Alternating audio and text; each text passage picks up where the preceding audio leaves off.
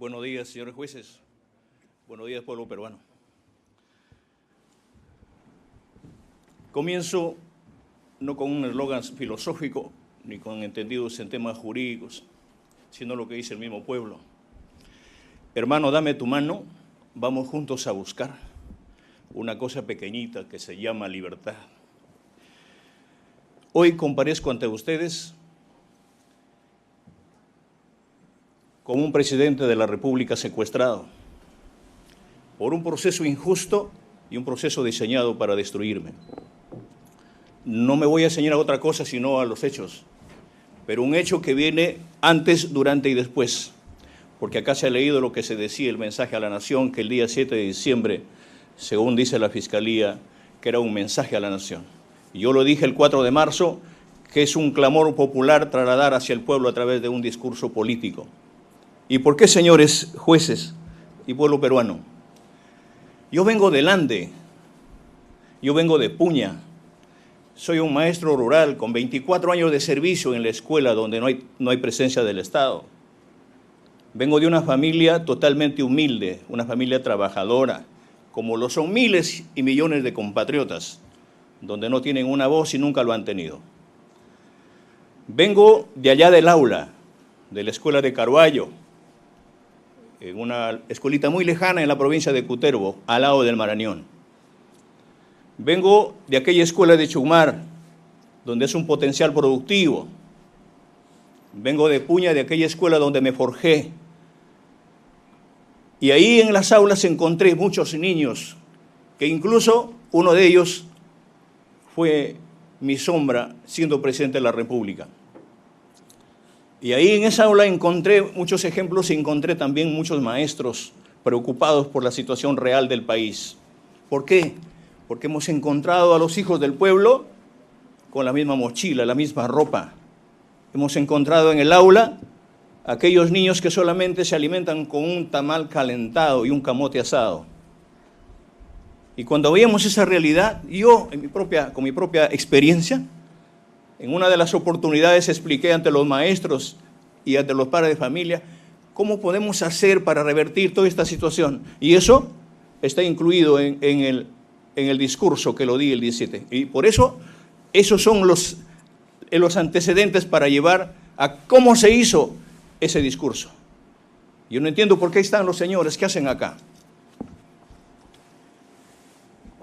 En la realidad nacional educativa, vi que cuando 20 alumnos se matriculan en la primaria y apenas 15 alumnos terminan. De los 15 que terminan la primaria, 10 van, o los 15 van a la secundaria. De los 15 que terminan, de los 15 que ingresan, 10 concluyen la secundaria.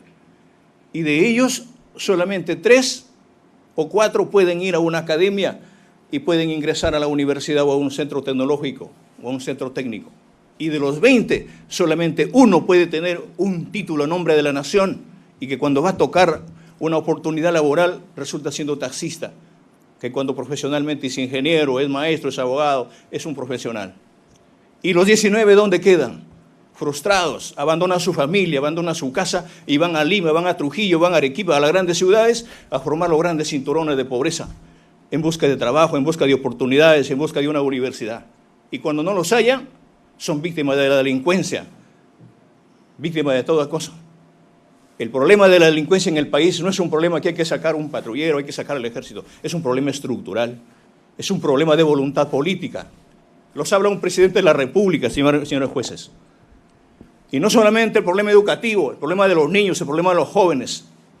Acompañé a los ronderos, yo vengo de la cuna de las rondas campesinas, de Chota, de Cuyumalca, del centro poblado. Acompañado a mis ronderos, que mis propios padres de familia eran ronderos y he rondado con ellos. He tenido la suerte de quitarme el libro a un lado los viernes en la noche a partir de las 8 de la noche, durante toda la semana y rondar con mis padres de familia. Usted va, señores magistrados, a Chota, a mi pueblo, dejen su carro, dejen su moto ahí la van a encontrar. No necesitan un policía para que la cuide. Esas son las verdaderas autodefensas que asumimos. Y cuando hemos salido a combatir no solamente la delincuencia, el abigeato, hemos luchado con los padres de familia defendiendo el agua, defendiendo los páramos, defendiendo los colchones acuíferos, defendiendo el medio ambiente, como en Cajamarca. Y producto de esas luchas, para ser escuchados, hemos tenido que ir al camino, a la carretera, para ser escuchados. Y cuando hemos gritado que se respete la vida, que se respete la educación, que se respete tantas cosas, ¿qué nos han dicho las autoridades? Terruco, comunista, delincuente, ignorante. Estoy acá no porque me juzgan por haber cometido actos delictivos, sino me juzgan por mis orígenes, por mi sombrero. ¿Cuánto me hubiese gustado? Y estoy seguro que ustedes me hubiesen prohibido entrar con mi sombrero el día de hoy. Y quise venir desde el 4 de marzo. Pero eso es parte de mis usos y costumbres, de mi vestimenta. Pero gracias a ellos, señores jueces, hay cosas antagónicas que me han llevado a una lucha desde la calle con los maestros. ¿Sabe por qué? Porque vengo de la región Cajamarca, una región eminentemente minera, que le ha puesto los manteles y le ha parado la olla a este país toda la vida. Vengo de esa región que históricamente desde la conquista, Atahualpa para su rescate, no hay otro lugar en el mundo, sino que en Cajamarca, que se haya pagado el precio más caro de la libertad. 2 cuartos de plata y 1 de oro, y nunca tuvo libertad. Y conmigo no descarto esa posibilidad. Cuando hemos hecho eso, hacía de conocimiento a las autoridades, a los gobiernos regionales: lleven esto al gobierno, lleven esto al alcalde. Nosotros hemos construido nuestra escuela haciendo nuestros propios adobes, no hay presencia del Estado. He sido partero en mi escuela. Cuando un padre de familia, un alumno se desmaya en la escuela, ¿dónde la llevas? A una posta donde apenas hay un paracetamol, pero no hay un médico. He tenido que cargar con camilla 3-4 horas al distrito y encuentras lo mismo. ¿Dónde está el Estado? Me culpan de un golpe de Estado tan solo por leer una hoja.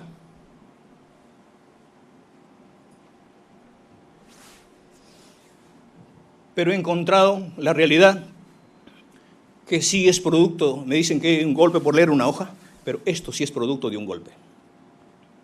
La realidad lo dice a gritos. Lo decía que vengo de Cajamarca porque es una región eminentemente minera. Y cuando vemos a los padres de familia que se van y te siembran una papa, esa planta se pudre, se cae su raíz. Te crían una oveja, se cae su lana. ¿Producto de quién? De la contaminación ambiental. Teníamos que salir a luchar. He acompañado a los paperos en el centro del Perú, de Huancayo, de Pachitea, de Huánuco. Hemos ido a sus luchas a los pueblos originarios de la selva. Cuando un pueblo originario sale a defender las tierras, las partes productivas, para mañana ya no aparece, está muerto. Hemos ido a Arequipa a defender el Valle del Tambo. Hemos ido a Piura a defender el Río Blanco. En todas las luchas. Por eso es que el pueblo me conoce. Yo recorrí el 100% de las provincias del país. Conozco al Perú por dentro. Nunca encontré a un reportero, nunca encontré a un periodista diciendo la verdad. Jamás, nunca la encontré. Pero cuando venimos a Lima a trasladar una causa y preguntábamos, ¿por qué razón es que en Cajamarca, en Piura, en nuestro pueblo donde venimos, tocamos la puerta para ver el tema educativo y te envían al director regional de educación? El problema de agricultura, al director regional de agricultura. De minería, al director regional de minería. De turismo, igual. ¿Y dónde está la dirección regional de economía? ¿Por qué no se descentraliza la economía? Y ahí nos convencimos que no solamente en Cajamarca produce eso. Si es una región, ¿por qué eminentemente minera? ¿Por qué Cajamarca ocupa el segundo lugar en pobreza y extrema pobreza? ¿Por qué en Huancavelica, en las alturas de esta región eminentemente minera, donde de ahí viene lo que el día de hoy estamos usando, esta energía eléctrica, que viene del Mantaro, donde nace el Mantaro, a 400 metros hay familias que se alumbran con mechero? No hay luz eléctrica. ¿Por qué en el Cusco, cuando usted va a ver, y pomposamente decimos que tenemos al gas de Camisea, a 1 kilómetro, hay familias que cocinan con leña. ¿Por qué al litio se le mira a Puno? ¿Por qué? Porque había en mi gobierno exigiéndome que entregue el litio fuera del país. He acompañado a los pescadores. He acompañado a cuidar el mar que acaban de entregársela. Aquellos pescadores que luchan, meten su lancha para sacar cuidadosamente y cuidan las especies, cuando de la noche a la mañana se viene toda una embarcación y se la lleva con todo. A Puña llega solamente un pescado salado, mientras al extranjero se lleva la mejor harina de pescado. Hemos sido potencia en harina de pescado. Hemos luchado junto a los hermanos agricultores, a los estudiantes, a la clase obrera, a las amas de casa. Todos ellos son los que me eligieron como presidente. Aquellos que nunca fueron escuchados. Y cuando traje a Palacio de Gobierno toda esa causa, hice de conocimiento al gabinete. Y le decía qué hay que hacer por el país y les planteé la columna vertebral de mi gobierno. Pero aparecen ahí aquellos perdedores. En la campaña fuimos 18 candidatos. Yo inhabido, no existía, porque estaba con el pueblo, escuchando su causa. ¿Qué hay que hacer con el gobierno? Cuando paso a la segunda vuelta, ahí empieza el golpe. Yo no fui el golpista, tampoco soy golpista, no soy terrorista, soy un maestro, soy un campesino. Nos han quitado todo, nos han quitado la esperanza, nos han quitado la educación, nos han quitado la salud, lo ha demostrado la pandemia. Nos han quitado los derechos, pero también nos han quitado el miedo, señores magistrados. Señores magistrados, he sido víctima de difamaciones, de imputaciones, de terruqueos. Me han dicho ignorante, que tengo un nivel bajo. Póngame al piso si quiere, pero soy de abajo. Soy de los miles de millones de compatriotas.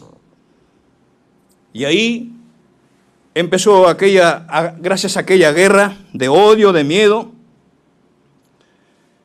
Cuando llego a Lima, me doy cuenta que las familias en Lima no pueden tomar un desayuno si no existe un pan. Y usted va a la punta del cerro, ¿cuánto sufre una familia para tener un sol de pan en su mesa? Y cuando pregunto, ¿cuánto está un pan?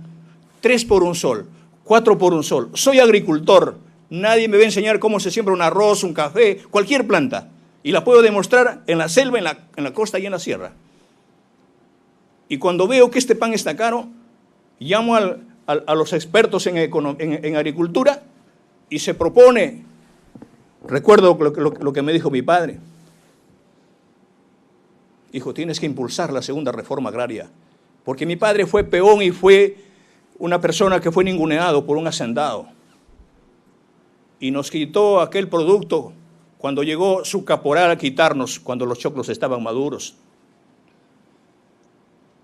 Si bien Juan Velasco Alvarado nos lo dio la tierra a quien la trabaja, pero le faltó implementar la segunda reforma, la primera reforma agraria. Parte de ello es el sustento del pan en Lima. Y digo, ¿y por qué? ¿Cuál es el problema? ¿Por qué está caro este pan? ¿De dónde viene la harina que usted come un pan todos los días? ¿De dónde viene? Viene del extranjero, se importa. Viene de Rusia, viene de Canadá, de Estados Unidos, de Ucrania. El problema no es que esté caro la harina. El problema es que pasa por 10 manos para llegar al Perú y quien se beneficia son los grandes empresarios y el que sufre es el pueblo. Pero tiene usted a un país eminentemente agrícola, con diferentes pisos ecológicos, con diferentes climas, diferentes producciones, miles de semillas para mejorar el país. Propongo un proyecto de ley para el Congreso que me dejen impulsar la segunda reforma agraria para sembrar trigo y cebada durante toda la serranía, como se hizo en el incanato. Y no solamente vamos a tener 20, 15 panes por un sol, sino tendremos harina y producción y alimentos de reserva de la mejor calidad y exportar, si es posible, nuestra harina. Eso fue lo que tenía que plantear y venía planteando en los ministerios. Yo como presidente de la República, ustedes tienen que entender que cuando el presidente de la República se sienta en el Consejo de Ministros, a su mano derecha tiene al Premier y a su mano izquierda tiene al Canciller. El presidente de la República es el responsable de conducir la política exterior, pero también la política interna. Hay deuda interna y hay deuda externa. Pero me di cuenta como gobierno, ¿qué hago pagando la deuda externa? Si la escuela o ese préstamo que vino no se construyó, no llegó al país. Y me di cuenta que el Estado y el gobierno, la deuda más grande no es la deuda externa, es la deuda interna. Educación, salud, agricultura para el pueblo peruano. En ese entender, llamé al directivo de la SUNAT. Quiero que me exponga usted, señor, ¿cuál es el problema? ¿Por qué? ¿Qué está pasando con el país? Hay empresas mineras, petroleras, gasíferas, madereras. ¿Y por qué hay tanta desigualdad? ¿Qué es lo que está pasando? Y el jefe de la SUNAT me dice, ¿sabe qué?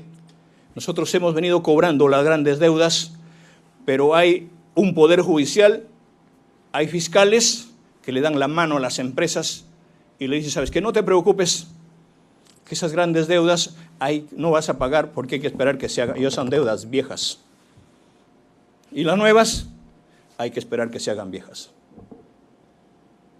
Pero no importó. Llamé al ministro de Economía y le dije, acá no se trata de estatizar la economía, se trata de democratizarla. En ese entender, fueron aquellas empresas que miraron al país y miraron al gobierno, que no pedía para el bolsillo, no pedía para mí, no pedía para el ministro, pedía para mi pueblo. O en todo caso, que esas deudas se canjeen con obras, que se hagan puentes, que se hagan escuelas, que se hagan hospitales.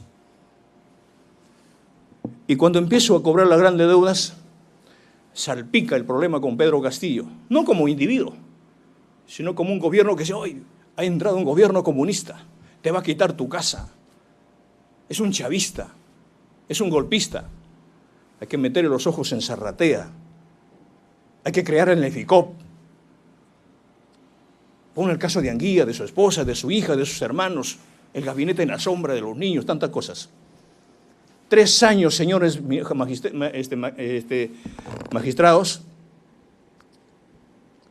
a mí se me ha incluido por actos de corrupción. Y no me la van a encontrar porque yo no vine para eso. Y acá la digo al país y ante ustedes. Si a mí me encuentran una cuenta donde haya jalado un centavo para Pedro Castillo, para mí, o haber una cuenta afuera, o tener una propiedad, y me encuentran un indicio de corrupción, yo no voy a pedir pena de cárcel. Pido pena de muerte. Porque eso es lo que se tiene que corregir en el país. Que empiecen por mí. ¿Dónde están las pruebas? Ahí aparece, yo llamé a la prensa a Palacio en 2 oportunidades. Y me trajeron un decálogo para firmar en el momento y le dije, pues tengo que leerla. ¿Cómo puedo leer en el momento ahí y entregarla sin saber cuál es su contenido?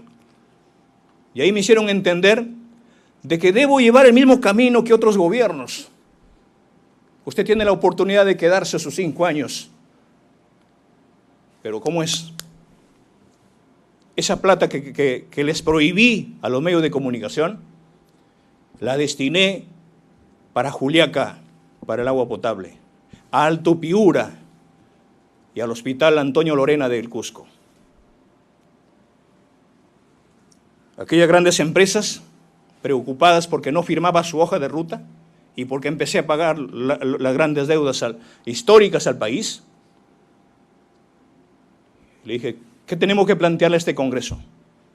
Y viniendo de Lima decía, pucha, que hay un Congreso, un poder ejecutivo, un poder legislativo, un poder judicial. Hay que ir y tocar las puertas de este Congreso para que hagan las leyes a favor de los que nos han elegido.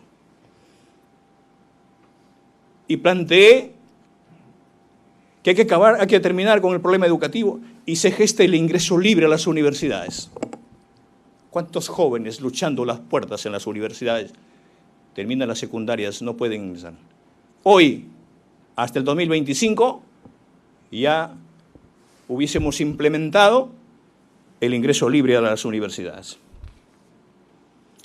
Llamé al ministro de Salud y le planteé el primer nivel de atención.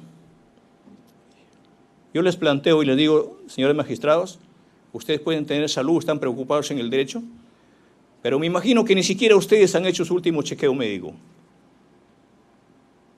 El padre de familia, el ciudadano, se saca todo el jugo trabajando y cuando ha forjado su vida, vienen los años, se va a un médico y descubre que tiene un cáncer a la tercera etapa.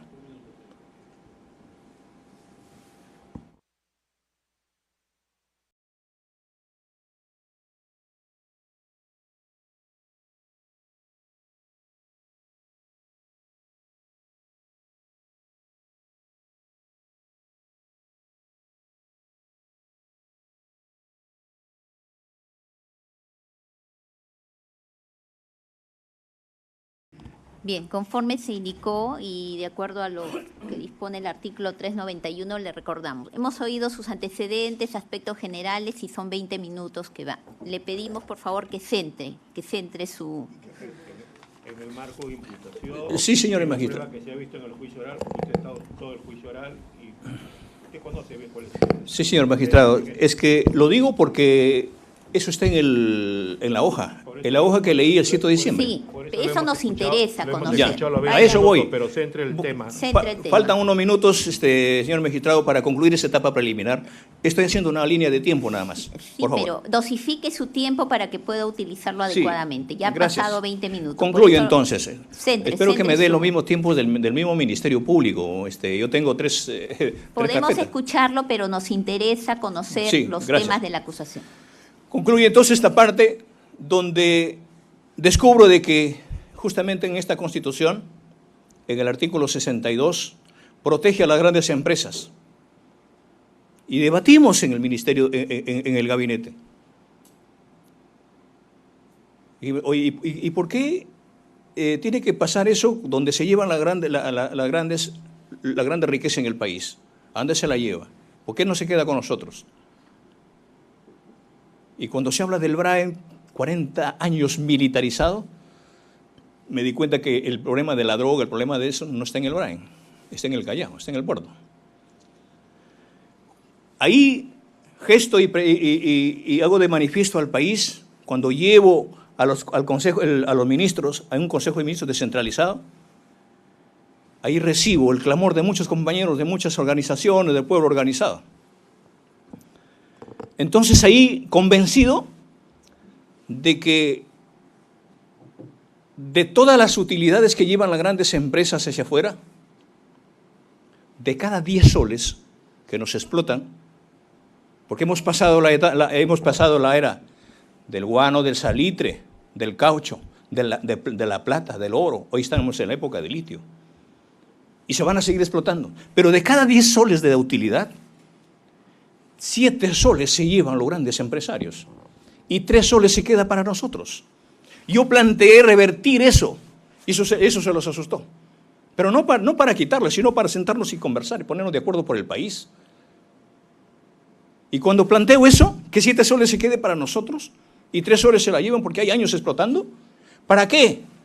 Para declarar en emergencia la educación, para pagar las múltiples deudas, para declarar en emergencia la salud y la agricultura. Es decir, mi gobierno quería garantizar a un hombre educado, un hombre sano y un hombre profesional.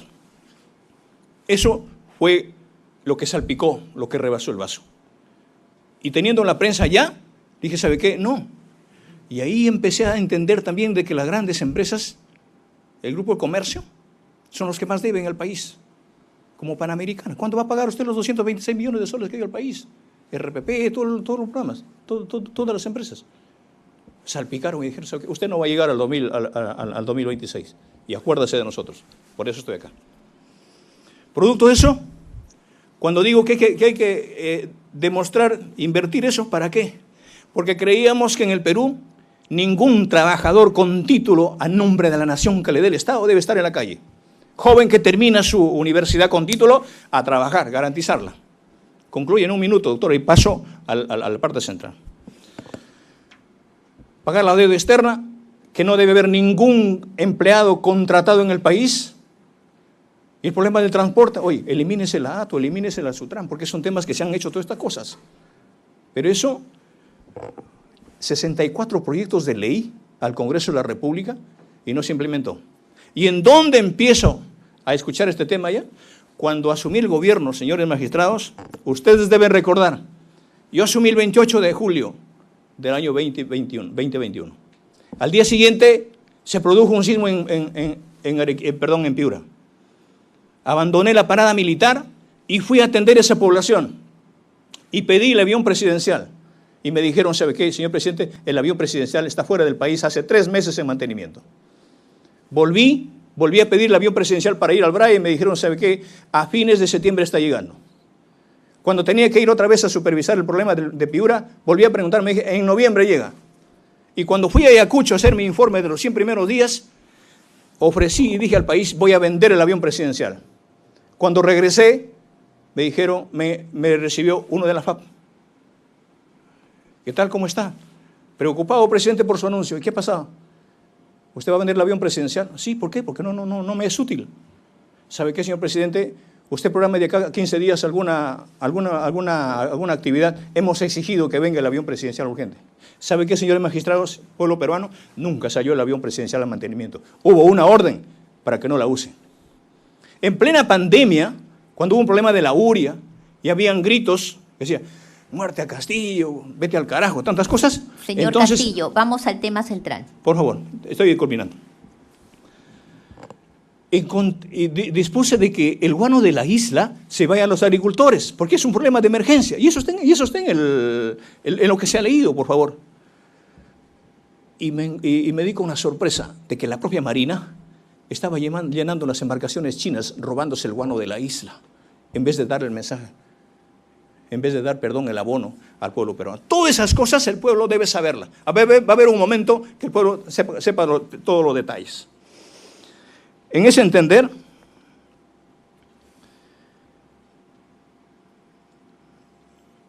me doy cuenta que no tenemos un aeropuerto del Estado. Una pista, 1 metro de pista, no corresponde al Estado, no corresponde al país. Está concesionado. Por eso los peajes. Y los peajes no deben existir. El 100% de los peajes en el país debe desaparecer. Estimados magistrados, ¿y cómo se tiene que cambiar esos contratos ley? Estoy hablando de esto, que está en el artículo 62. No lo puede cambiar el presidente, el Congreso, no lo pueden cambiar ustedes, no lo puede cambiar nadie, salvo el pueblo a través de una asamblea constituyente. Tenemos que cambiarlo, pero con participación ciudadana. Todo, junto con el pueblo, sí se puede. Juntos con el pueblo, todo se puede. Asumiendo mi gobierno,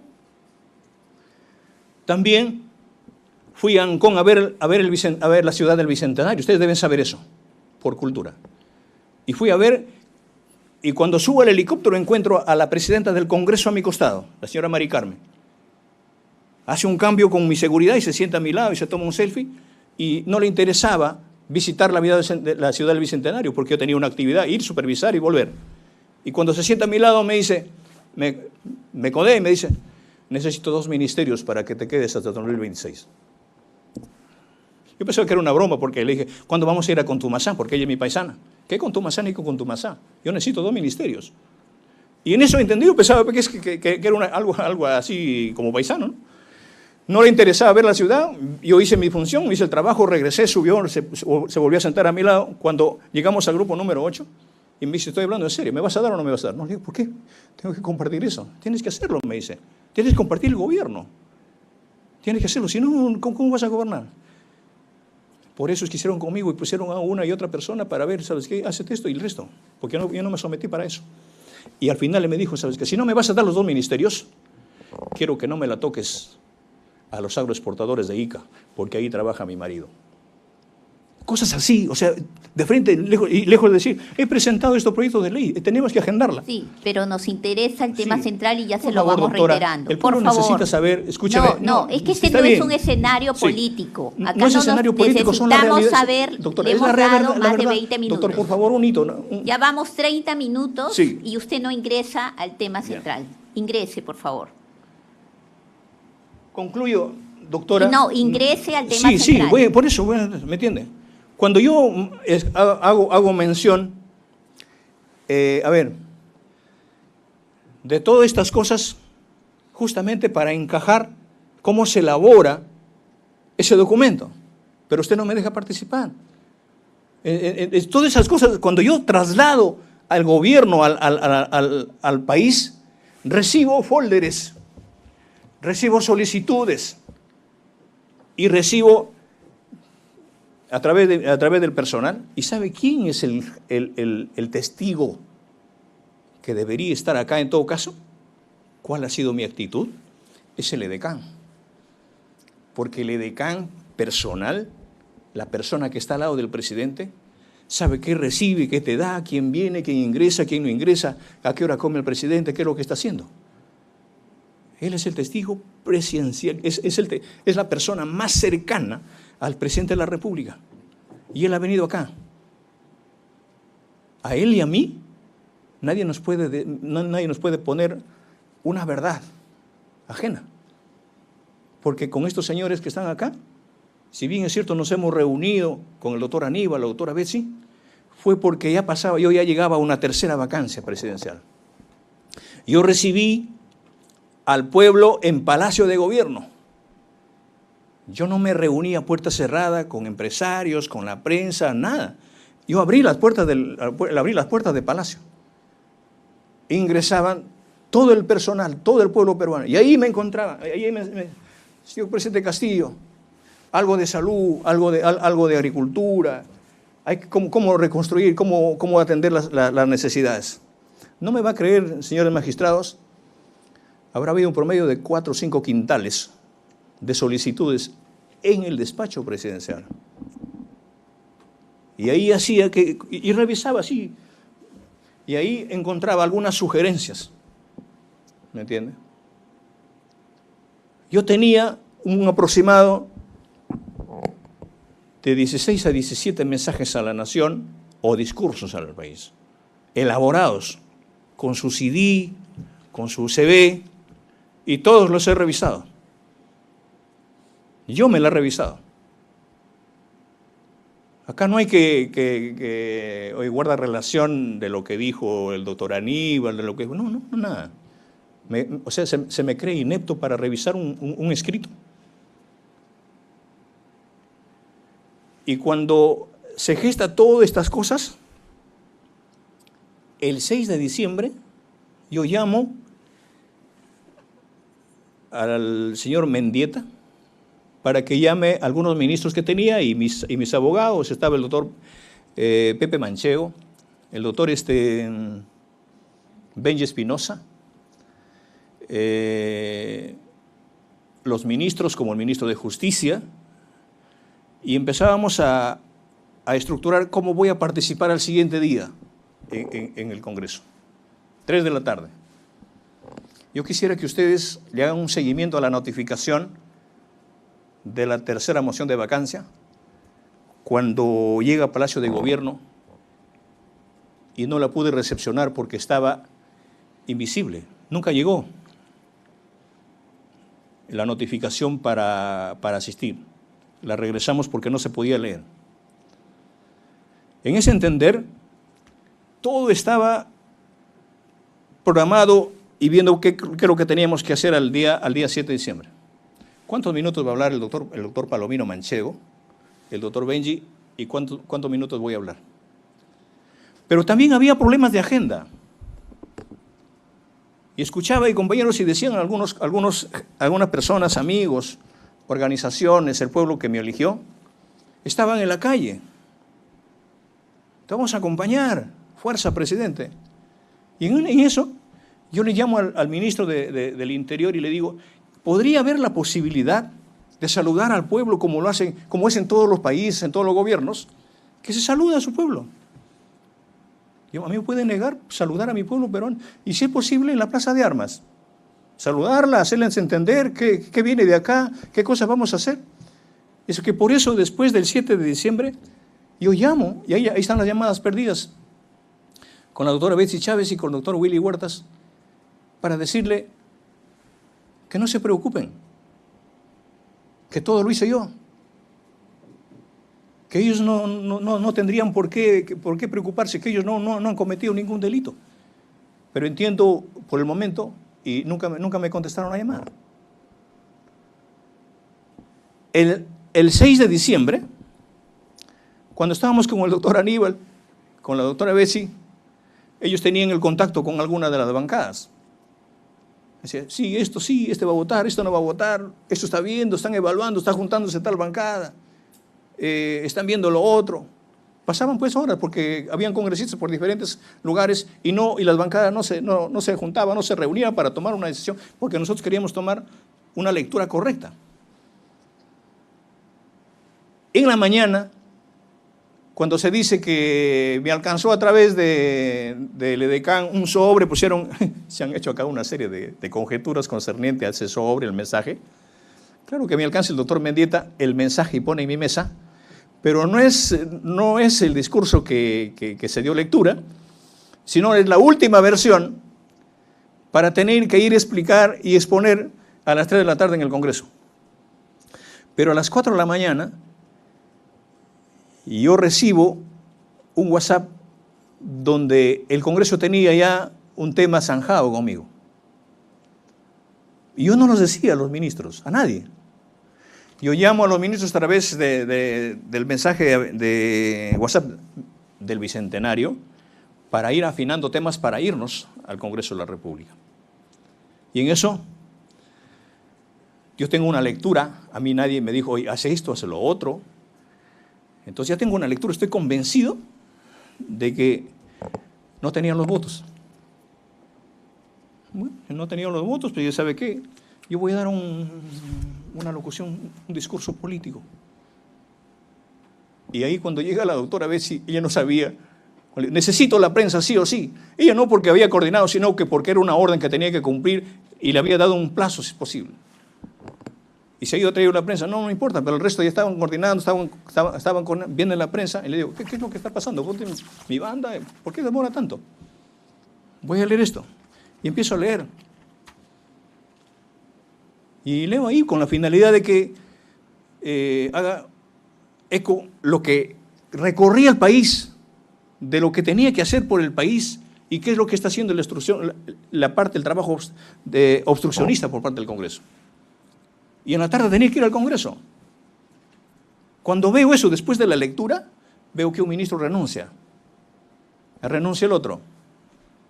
Empieza y el doctor Aníbal estaba sentado en la sala de embajadores. Voy y le digo, doctor, vienen por mi familia. Porque a mi esposa, a mis hijos, a mi familia, ya había un tema de una guerra sin cuartel, haciendo entender de que ellos estaban involucrados en actos de corrupción. Voy a dejar a mi familia a la Embajada de México. Nunca pedí asilo. Y cuando tenía que cautelar, ¿quién no puede cautelar y defender a su familia? Mi familia vivía un tema de hostigamiento permanentemente todos los días, las 24 horas del día en el Palacio. Se allanó Palacio como en ningún otro gobierno. Mi madre salía de una operación y mi madre la llevaban a la casa en San Juan del Lurigancho, saliendo de la operación problema de vesícula, y llegaron esa misma noche y alzaron el colchón y el catre y la botaron a mi madre al piso y alzando y buscando dónde están las cajas de dinero. Eso es lo que se ha hecho. La que más se ha llevado este problema es mi madre. Cuando se dan esas cosas, yo voy con mi propia escolta. Voy en el cofre presidencial. ¿Usted cree que una fuga se puede hacer con su propia escolta, con la policía?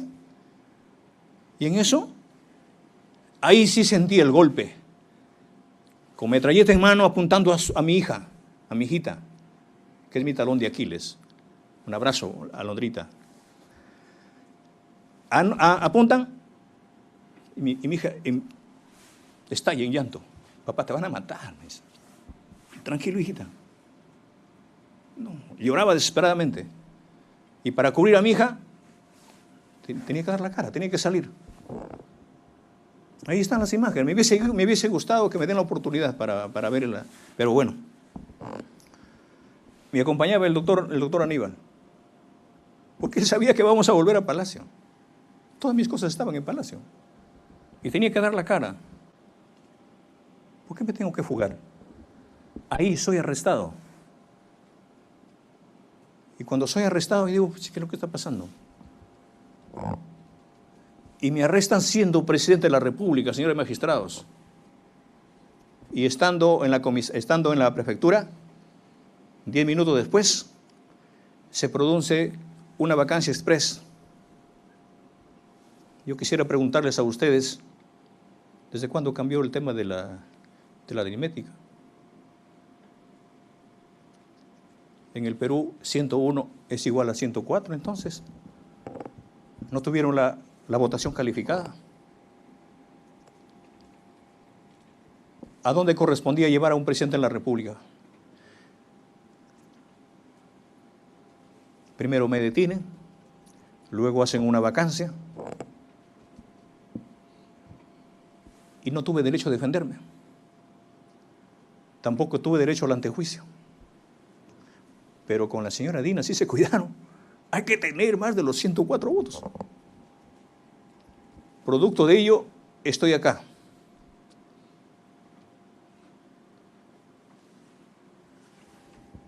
Yo al inicio, en el 4 de marzo, yo los dije a ustedes, cuando asumo y viene una fila de abogados a Barbadillo, tocando la puerta. Presidente, usted tiene derecho a la defensa, una acción de amparo, una habeas corpus, esta demanda, acá, allá, todo. Y todo era negado. Y usted, señora magistrada, al margen de cosas, yo no tengo un problema personal, nada con usted, yo le conocí en este proceso. Usted ratificó que yo tenía responsabilidad, que tenía armas en el Palacio y hay 13 resoluciones de las que me tienen preso acá.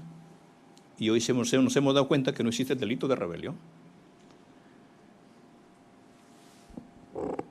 Y ahí la prensa dice, tiene 20 abogados, 40 abogados, tiene tantos abogados. Sí, pues, al pueblo la defiende el pueblo.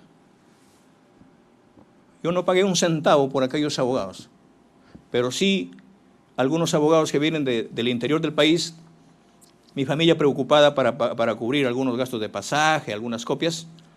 Mi familia se ha visto obligada en hacer algunas actividades. Yo los agradezco a ellos.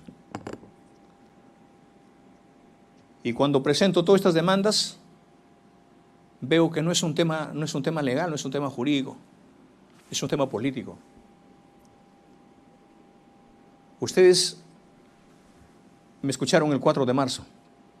Y cuando veo que en todo este recorrido, por más abogado que tenía que traer a esta sala, me di cuenta de que ustedes ya tenían una consigna.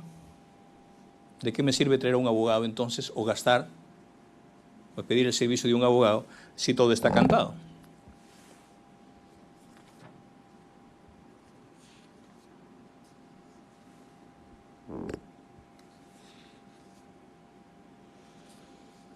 Tanto ser el odio o la campaña de miedo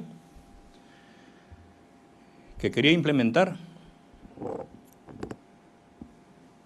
la fabricación de urea, de fertilizantes, de abonos, en La Oroya, en Piura, en el Cusco. Y he recibido también algunos abogados que estaban viendo ese tema y decían, presidente, ¿y cómo queda lo que estábamos trabajando? Esas cosas. Le digo, pues no queda otro camino, que hay que revertir estas cosas porque el pueblo necesitamos que ojalá ellos mismos se autoconvoquen o se organicen para seguir trabajando esto. Volviendo al tema,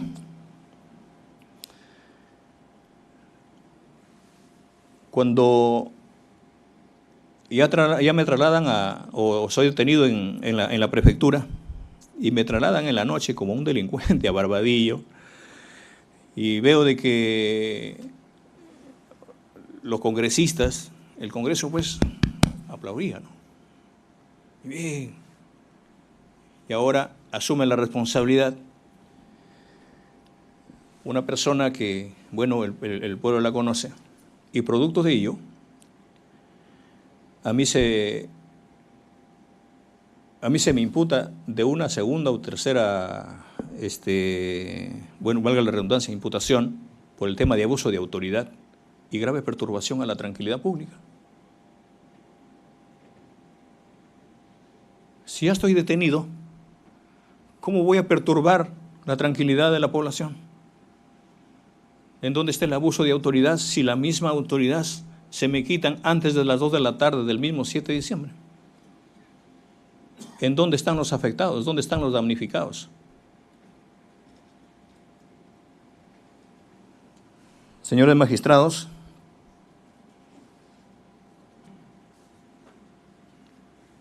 yo no vengo acá a pedir absolución. Yo no vengo a pedir clemencia ni simpatías. Vengo a exigir justicia. Ustedes están juzgando a un hombre político,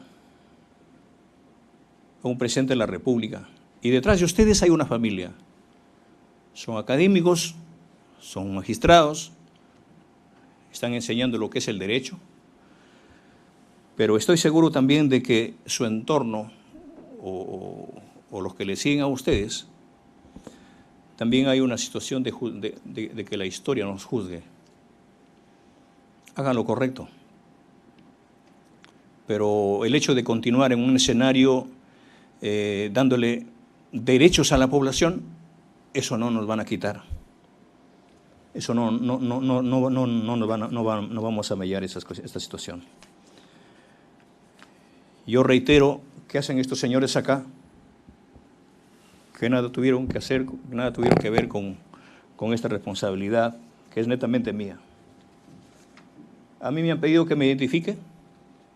Señores, yo decía acá, José Pedro Castillo, junto con el pueblo. Y esto es lo que tenemos que hacer para el 2026, para recuperar el país. Nuevamente, déjeme terminar diciendo, y soy cristiano, soy católico, y pido a Jesucristo de que así como entregó su vida por un mundo mejor, que cuide a mi pueblo y cuide a mi familia. Y también perdone a los que ven al mundo distinto. Reitero, no he venido a pedir clemencia, menos absolución de mi caso. Solamente pido justicia. Viva el Perú. Gracias, señor Castillo.